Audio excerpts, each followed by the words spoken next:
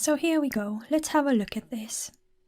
As I mentioned before, the first thing you get is a repetition of the input instructions. So let's scroll down and see what comes next. The input instructions finish here. Underneath, if everything ran properly and there were no issues to be flagged up, you would get a message saying that the input reading terminated normally. That's a fantastic thing to get. In our case, we didn't get that, we got some warnings instead. In fact, we got 4 of them. So let's have a look.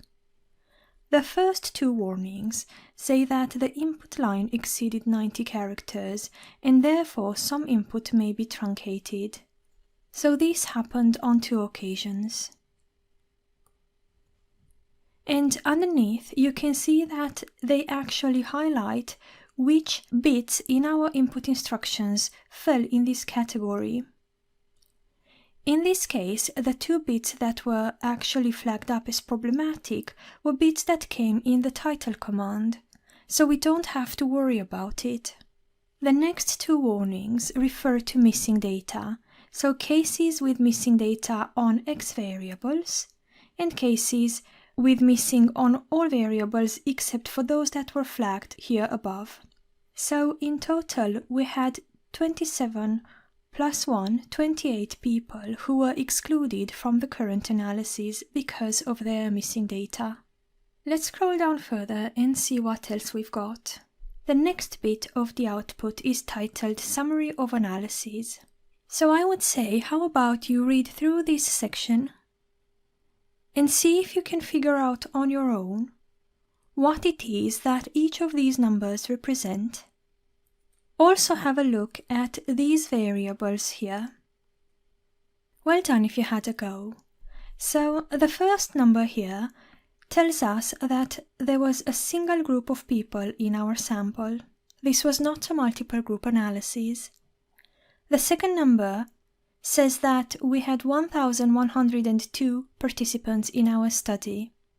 Next up, the number of dependent variables, 2, is detailed underneath under the section Observed Dependent Variables.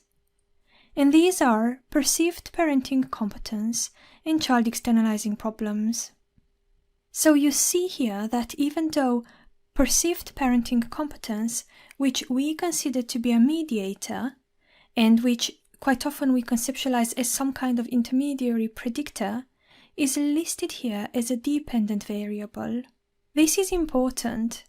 Any variable that has an arrow pointing to it in our model is a dependent variable. This is because in regression analysis, the dependent variable has a special role. It is its distribution that we are trying to reproduce. So when a mediator appears in your analysis, you have to remember that it is both a predictor and an outcome in some regression equations, and the fact that it is an outcome takes precedence. This is why all mediators are treated as dependent variables. Next down, we have the number of independent variables 2, and these are also listed here underneath, conflict and stress. And finally, we have a little note saying that the number of continuous latent variables is 0. This is because in this analysis we didn't have any factors, we didn't have any latent variables.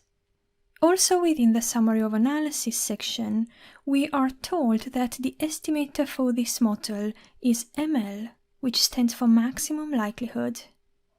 This is the default estimator and is used when all of your outcome variables are continuous, but when you might have missing data.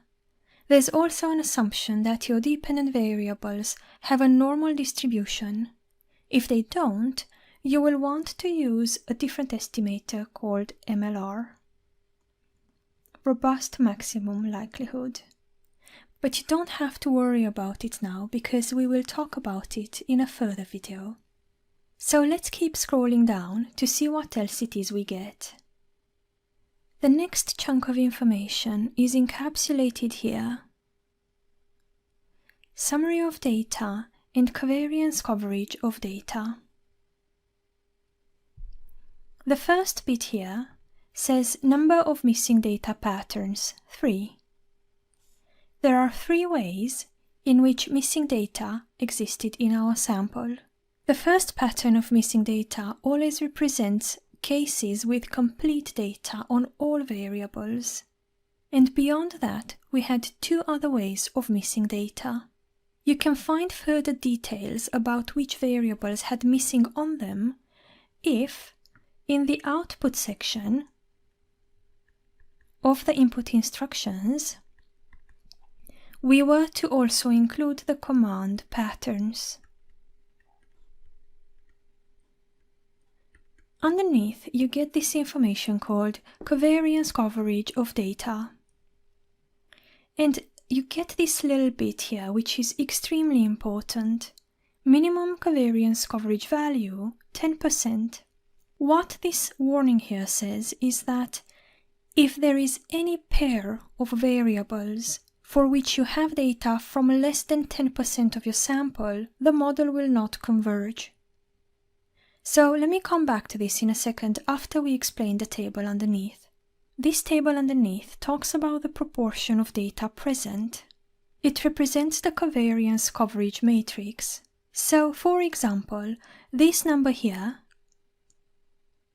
tells us that 98.5% of the sample had data on both conflict and perceived parenting competence.